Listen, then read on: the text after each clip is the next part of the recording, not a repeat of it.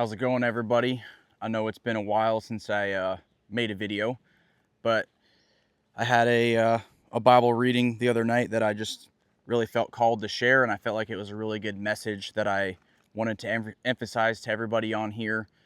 So I figured, why not come on here and we'll have a little Sunday sermon here for everybody. Nothing too serious, but I was just reading it the other night and I was like, wow, it just really stood out to me is what it was. And I shared it at a Bible study that I had throughout the week. And I just thought it was really impactful. And I really thought there was multiple ways to take these verses and transition them into living them out daily in our own lives. So this is in 2 Chronicles 1. And so for reference, this is Solomon has just been now appointed king over Israel. And he's young, he's nervous, he's ill-equipped, and he's not necessarily sure that he's the one for this job, to watch out over an entire nation of people. For some context. So in 2 Chronicles, starting in 7, it says that night God appeared to Solomon and said to him, "Ask for whatever you want me to give you." And then Solomon answered, "You have shown great kindness to David my father, and have made me king in his place. Now, Lord God, let your promise to my father David be confirmed, for you have made me a king over a people who are as numerous as the dust of the earth." So I just think we'll stop here for now, but what I think is crazy is that God appears to Solomon in a dream and says, "Ask for whatever you want me to give you." Now stop and think for a second what you or what most people would say in that point. If God came to you in a dream and said, "What's up, bro? What do you want? I'll give you anything you want right now." I mean, I'm pretty sure most people would be like, "Sweet, new car, new house, $1 million, wife, kids." I mean, the list goes on. Like, people would just immediately take advantage of an almighty, powerful God saying, "Hey, what do you want? I can give you anything right now." Like, would you not take advantage of that? But what Solomon does, the very first thing that Solomon does is he shows gratitude. He says, "You have shown great kindness to David, my father, and have made me king in his place."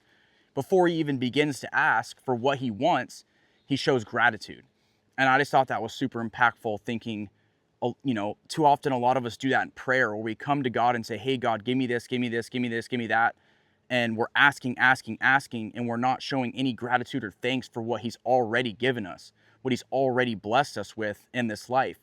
And just before we come to him and ask him for anything, come to him and show gratitude and thanks for everything he's already given you, everything he's already blessed us with: the air to breathe, a place to live, a job to work and make money, or any relationships. I mean, he's already blessed us in so many ways. And I think too often we just jump to what else can we get out of him. So I just thought that was super important, that the first thing that Solomon did was showed gratitude before even asking for what he wanted.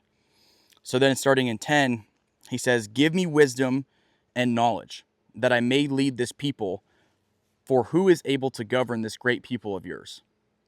And again, that's super impactful too, because again, he could have asked for anything. He could have said, "Give me wealth, give me glory, give me fame, give me riches, give me all these things." And instead, he just says, "God, I want you to give me wisdom and knowledge. I want you to make me the best person I can possibly be for the people of your kingdom, so I can lead these people and govern over them, and just equip me to be a servant for you." That's pretty powerful to ask for, instead of just asking for material wealth like a lot of people and most people would. He's asking for God to build him internally. "Give me wisdom and knowledge to govern over your people." And that's interesting too. He says to govern over these people of yours. He's acknowledging that the people of the earth and the people of Israel, the nation, are God's people. We're all God's people and God's children. And when we serve one another, we're serving God's children. We're serving the people of God, the people who God owns. And then going into 7, God said to Solomon, "Since this is your heart's desire, and you have not asked for wealth, possessions, or honor, nor for the death of your enemies, and since you have not asked for a long life, but for wisdom and knowledge to govern my people over whom I have made you king, therefore wisdom and knowledge will be given to you. And I will also give you wealth, possessions, and honor, such as no king who was before you ever had, and none after you will have. And I think that's just super impactful too. I mean, God is acknowledging his heart posture and saying, he's saying, I came to you with a very, very broad, open ability to ask for whatever you want. And you could have very easily taken advantage of that, but you didn't, Solomon.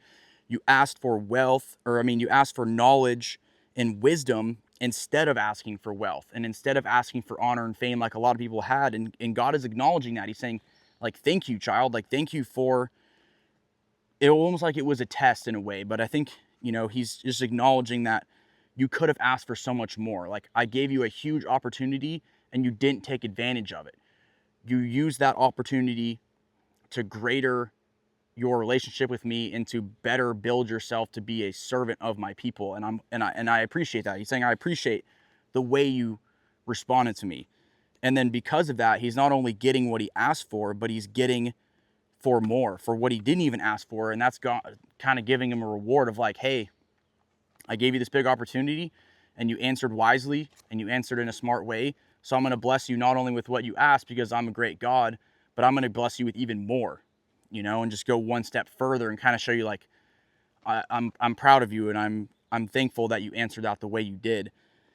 So just to put this into kind of perspective for now, I think of this like our prayers with God is like, this is how we should be going about our prayers with God. A lot of times, like, again, a lot of the time it's too often we come and say, dear Lord, like, give me this, show me this, give me that. And it's, we need to take a step back and say, before we ask God for anything else, we need to thank him and show him gratitude for everything he's already given us with, the grace that he's already placed upon our life that we weren't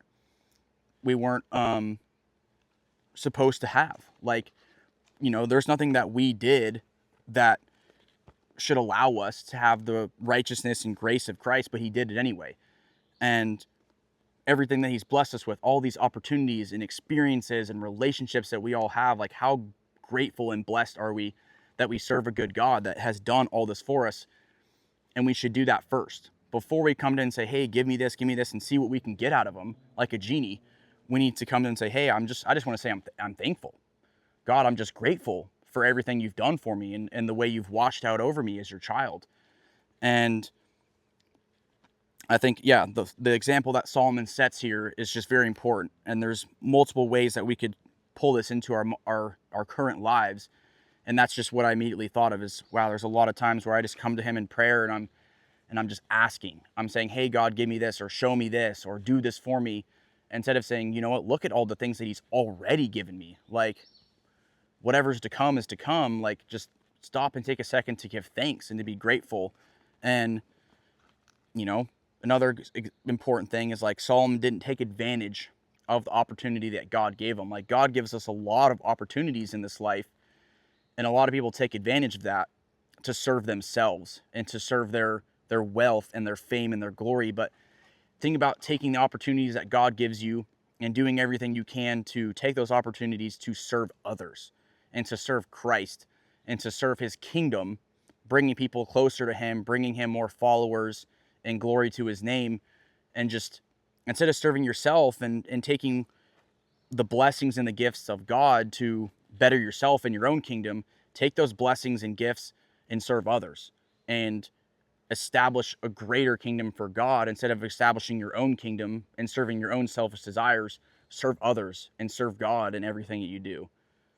So, yeah, I really just wanted to share that quick message, and I just thought it was an impactful story. It's also in 1 Kings 3 is the same story, but that what I was reading from was 2 Chronicles 1. So, yeah, happy Sunday, guys. Thank you for watching. I've been posting a lot more shorts lately. If you guys want to watch those as well, share them, like them, the whole deal. I'm going to try to keep being more consistent with these videos, but thank you guys for watching, and God bless you guys.